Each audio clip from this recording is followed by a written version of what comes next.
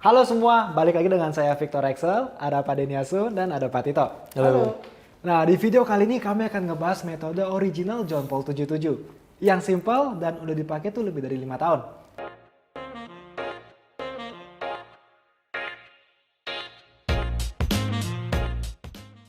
Nah, Pak Tito, ini kan kita tunggu-tunggu videonya ya.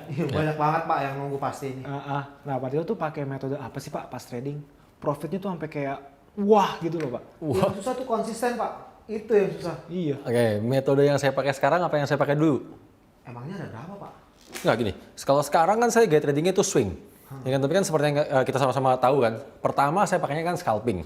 2011 sampai 2013 itu saya scalping. Seperti yang tadi kita bahas di video sebelumnya kan. Lalu setelah itu 2013 sampai 2015 itu saya sebenarnya intraday. Oh, pernah intra juga. Ya, saya 2 tahun intraday. Ya kan, setelah itu baru saya ganti ke swing. Swing sampai sekarang. Nah, dari gitu loh. intraday kenapa pindah ke swing, Pak? Iya. Simple lah, pasti urusannya kenyamanan kan. Mana yang paling nyaman untuk jalankan dan mana yang paling nyaman di dompet. Iya. Ya, udah, bener. udah. Ya kan? Sekarang kalau kita bandingin aja ya. Kita bandingin antara scalping lalu dengan intraday dengan swing.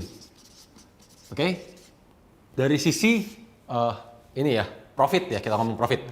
Katakanlah kita mentarget untuk mengejar profit 10.000. Oke? Maka kalau kita hitung secara ini kan rata-rata profitnya aja ya, average profit. Yang scalping saya kan mentarget 10 sampai 20 poin lah, ya kan? Average-nya berarti rata-ratanya berarti kan sekitar 15 poin. Iya. Ya kan? Kalau yang intraday saya itu mentarget 30 sampai 50 poin. Maka secara rata-rata itu menjadi 40 poin. Ya kan? Sementara yang swing saya 100 sampai 300 poin. Oke, jadi rata-ratanya di 200 poin. Ya kan? Ini saya swing bukan swing yang besar banget ya. Saya swingnya hanya 100 sampai 300 poin. Oke, setelah itu kita akan bandingkan dari sisi jumlah trade-nya. Ya kan? Jumlah trade untuk mencapai 10.000 yang ini nih. Ya kan? Berapa kali trade saya harus lakukan untuk mencapai 10.000?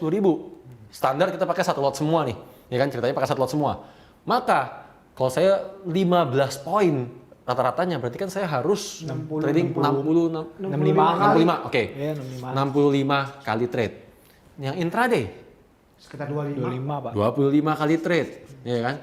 Yang swing 5. 5 kali trade. Ya kan? Udah mulai senyum kan? Nah, jelas kan kenapa saya pindah ke swing? Jauh banget soalnya. Lalu sekarang dari periodenya sendiri, dari periode waktu ya, berarti kan kita ngomong secara bulan. Ya kan? Berapa lama nih saya untuk mencapai profit 10.000 ini dengan metode scalping? Ya kan? Secara umum, secara rata-rata ini hanya butuh waktu 1 bulan. Ya kan? Yang intraday, untuk saya mencapai 25 kali trade, itu umumnya selama 2 bulan. Kenapa? Karena kan nggak setiap hari ada momen. Kita ngomong intraday loh ya ini ya. Itu nggak setiap hari ada momen. Dan model saya, tipikal saya kan kalau nggak ada momen nggak saya paksain. Saya selalu menunggu momen. Ingat kan? Yang swing, ini 1 bulan. Sama. Gitu loh. Dan jadi jelas kan perbedaannya kan di sini kan? Nah, berarti Pak, kalau scalping itu kan nggak mungkin cuma 65 kali trade Pak sebulan. Pasti kan lebih kan? Bener. Swing juga lebih dari 5 kali kalau ngomong sebulan. Oh iya. Ya kan? Maksudnya gini loh, kalau dibilang 1 bulan kan scalping bisa lebih dari 65, berarti bisa lebih dari 10.000. Iya kan? Yang apa bedanya sama swing? Swing juga dalam 1 bulan saya nggak mungkin cuma 5 kali. Ya kan? Saya bisa 20 kali, bisa 25 kali, lebih juga dari 10.000. Tapi maksud saya adalah prinsipnya. Dengan prinsip dasar hitungannya saya menggunakan ini. Acuannya. Ya, sehingga jelaskan dari sini kenapa saya pindah. Gitu loh, kenapa setelah 2 tahun saya pindah. Dan kalau kita compare lagi ya, kita bandingkan lagi dengan lebih simple lah. Ya kan, lebih mudahnya aja.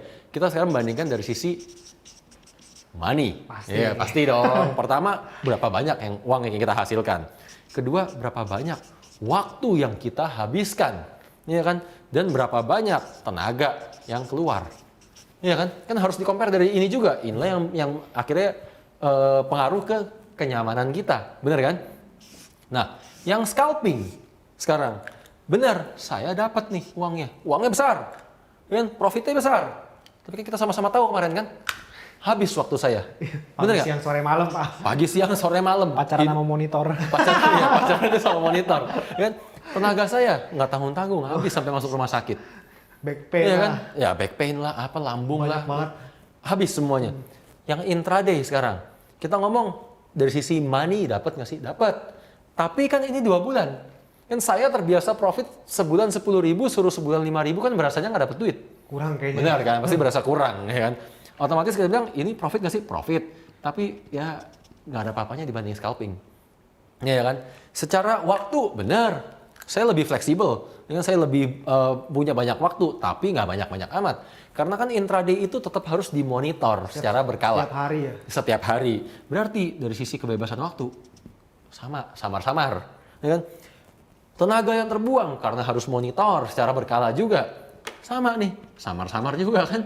Nanggung-nanggung ya Pak ya. Semua kalau serba ya. nanggung kalau intraday. Gitu loh. Bandingkan dari sisi yang swing tadi. Money, jelas. Iya kan? Waktu, jelas. Tenaga, jelas. Banyak waktu dan tenaga saya yang bisa saya alihkan akhirnya untuk mengerjakan hal-hal lain yang sama pentingnya. Bukan pacaran sama apa tadi monitor ya kan jadinya kan. Gitu loh. Jadi jelas lah ini kenapa saya akhirnya berpindah ke sini dan ini saya pertahankan sampai sekarang. Dan ini sangat lumrah, sangat normal. Dengan semua orang pertama kali mulai trading, ya kan? Kalian pertama kali mulai trading, condong kemana? Scalping. Bener nggak? Condong ke scalping ya karena walaupun bukan scalper beneran, scalper ABC kan, scalper asal biru close kan. Tapi semua orang pasti condongnya ke scalping. Kenapa? Karena takut sebenarnya. Bener kan? Kita semua tuh takut. Pertama kali memulai trading, terus suruh langsung hold posisi 200 poin, mana berani sih kita? Boro-boro Pak. Iya, makanya pasti kan, waduh 15 poin lah. Kalau bisa semakin cepat selesai, semakin bagus. Iya. Iya kan? Baru udah mulai sering trading, kita sudah mulai terbiasa bahwa, oh ternyata pergerakannya bisa seperti ini ya. Bisa berapa puluh poin ya. Kita mulai nih, berani menjalankan intraday. Ya kan? Tetap sebenarnya masih takut. Kenapa kita maunya intraday? Prinsipnya kan kalau bisa enak tidur. Iya. Iya kan? Keluar cepat-cepatnya. Bener kan? Kalau bisa kan tidur jangan sampai masih ada nahan posisi. Itulah kenapa orang biasanya dari sini fasenya berikutnya ke intraday. Kan? Tapi semakin sering, semakin lama orang trading, mentalnya semakin matang, pasti akan larinya ke swing ujung-ujungnya. Kenapa? Karena kan kita mau ya punya 3 ini. Iya kan? Semakin kita dewasa, semakin matang, pasti kita mau memiliki 3-tiganya. Bener kan? Di waktu yang sesingkat-singkat mungkin. Ini kayak perjalanan seorang trader lah ya, istilahnya ya Pak ya. Dari scalping akhirnya akan swing gitu. Iya. Soalnya di luar sana tuh banyak Pak, tiba-tiba muncul. Ih, tahu-tahu udah bisa swing gitu. Wah, ribuan poin. Bullshit lah kalau itu. Iya kalau ada orang baru pertama kali mulai deh, ya kan kalian lah ada siapapun deh. Sini kalau ada teman yang belum pernah trading, saya ajarin metode saya. Ya kan? Saya langsung ajarin untuk hold posisi 200 poin, 300 poin. Gemeter itu orang. Jadi kalau tiba-tiba orang baru belajar trading langsung, wah saya pakainya swing, saya berani hold sekian ratus poin, gini, Anda harus bisa kill semua emosi ini. Bullshit. Nggak mungkin, ini fase normalnya semua orang. Tapi Iya Pak, kan? intraday ini Bapak masih pakai nggak sih Pak? Masih. Intraday saya masih pakai tapi yang menjalankan tim trader saya. Oh. Dan sayanya sendiri kan saya mencari yang lebih santai dong. Iya. Pastilah otomatis gitu. Nah, sekarang setelah tahu ya, saya menjalankan yang swing. Swing itu, untuk kita menjalankan metode swing, kita harus memahami karakter market. Ya kan? Bahwa market itu hanya ada 2 tipe. Yang pertama adalah market saat sedang ranging. Inilah tipe market yang pertama kali. Orang ada yang menyebutnya sideways, ada yang menyebutnya konsolidasi, apapun lah namanya. Prinsipnya adalah ini saat market bergeraknya mondar-mandir di situ-situ aja. Dan naik, turun, ya kan? Turun, naik, turun, dan seterusnya nih. Ya kan? Inilah saat market sedang ranging. Pada kondisi market seperti ini, mayoritas orang bahkan yang nggak bisa trading sekalipun mereka semua akan profit. Kenapa? Karena marketnya mondar-mandir. Jadi mereka buy dimanapun juga, sell dimanapun juga, marketnya akan balik lagi. Dan bahkan yang nggak pakai stop loss sekalipun, mereka semua akan profit dengan sendirinya.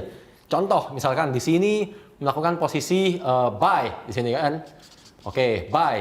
Lalu kan sini sempat turun sedikit kan. Setelah turun, tungguin dong, besokannya naik.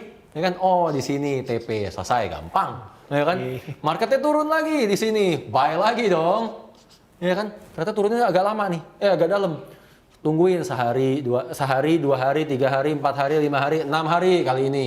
TP, karena udah 6 hari, biasa sampai BEP-nya udah terima kasih kan. Udah bersyukur, waduh akhirnya BEP. Bener gak sih? Lumrah kan gitu semua. Lalu saat nyampe sini, berhubung habis kepontang-panting kayak begini, biasanya apa? Sell. Orang kalau habis posisi kepontang-panting, habis itu biasanya kan langsung berlawanan kan. Pengennya buru-buru masuk lagi kan. Sell. Di sini kan. Sell naik dulu. Baru turun lagi besokannya. Oh TP. Ya, seterusnya dan seterusnya begitulah. Sampai akhirnya misalkan di sini ada posisi sell, ya kan? Sell. Naik, baru akhirnya di sini selesai. Ya kan? Yang tadinya misalkan ini sehari, jadi 2 hari, 2 hari, jadi 3 hari, 3 hari, jadi 4 hari, dan seterusnya. Ya kan? Yang akhirnya membuat orang cenderung berpikir apa? Saat mereka punya posisi buy ataupun sell, dan posisinya salah. Secara refleks, secara alam bawah sadar, mereka akan mengatakan, tungguin aja. Udah kebiasaan juga kasih. Oh, jadi kebiasaan kan? Tungguin aja, ntar juga balik lagi. Tungguin aja, paling kayak kemarin. Ya kan? Pada kondisi seperti ini membuat mayoritas dari kalian berpikir bahwa forex itu segitu mudahnya, trading itu segitu mudahnya, semudah membalikan telapak tangan.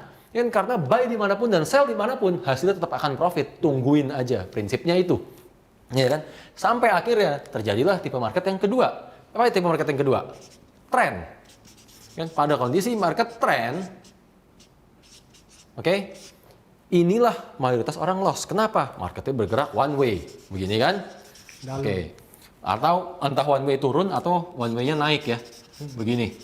Nah, mayoritas di sini orang loss justru. Kenapa? Tadi nih terlena di sini. Kenapa bisa terlena? Misalkan posisi terakhir di sini buy, ya kan? Turun, tungguin aja. Ya kan? Tungguin aja, paling kayak kemarin. PD-nya kan? udah maksimal. Nantinya turun lagi nih. Kan? Oh, tungguin aja, mungkin lebih lama daripada kemarin. Tungguin lagi, turun. Tungguin terus. Tungguin terus lah, sampai akhirnya nggak pernah balik lagi. Ya kan? Itulah kenapa mayoritas orang loss saat lagi trending. Bener kan? Kalian semua loss kalau lagi trending. Nggak percaya, kalian buka trading statement kalian. Lihat, saat kalian loss terbesar, pasti lagi trend. Kan? Dan ingat, saat sedang mayoritas trader, 95% loss, siapa yang profit? Broker. Pak. Broker, market maker, mereka lah yang profit, ya kan? Jadi di sini pesannya adalah berpikirlah layaknya market maker. Apa artinya? Jangan pernah ngerasa bahwa harga itu sudah terlalu rendah atau harga sudah terlalu tinggi. Nggak pernah broker, market maker, mereka nggak pernah mengenal prinsip harga itu sudah terlalu rendah atau harga itu sudah terlalu tinggi. Ya kan? Lihat, mayoritas orang kalau lagi all time high, all time low, mayoritas orang loss. Oh. Benar kan? Pak, ini Bapak kan udah ngomongin ranging sama trending nih. Ya. Cara Pak Tito terapinnya itu gimana sih, Pak? Kapan saya akan trending, kapan saya akan ranging, Iya. gitu kan? Sebenarnya saya menggunakan bisa disebut alat bantu ataupun indikator, gitu kan?